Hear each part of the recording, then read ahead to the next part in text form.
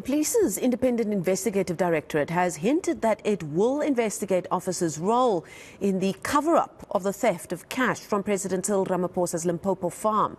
This as Ramaphosa again bats away parliamentary questions from opposition parties. The African Transformation Movement asked IPID to look into the allegations by former spy boss Arthur Fraser of secret police work. Opposition parties in Parliament say they'll keep the pressure on Ramaphosa to face the music. Lindsay Dentlinger reports. After the President brushed off questions about the events at his farm during his budget vote reply last month, the DA and EFF attempted another avenue to get him to respond. But to 20 written parliamentary questions posed to him, the President has responded with only 3 standard answers. President Cyril Ramaphosa says he doesn't intend to deal with matters in a piecemeal fashion, that he will cooperate with investigators and that the law must follow its course. We will continue to ask questions, we will continue to push for answers, but our main step now is the establishment of this emergency ad hoc committee.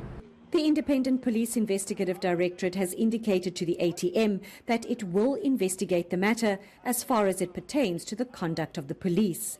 Meanwhile, one political analyst believes Ramaphosa has handled the matter poorly.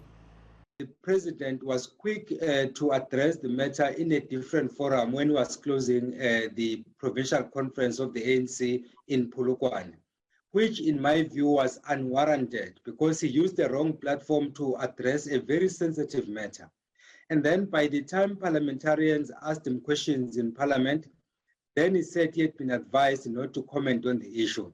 But he had already commented on the issue, so which then, of course, raised a number of questions. Zulu says parties are on the right track to insist on structures that will demand more accountability from the executive.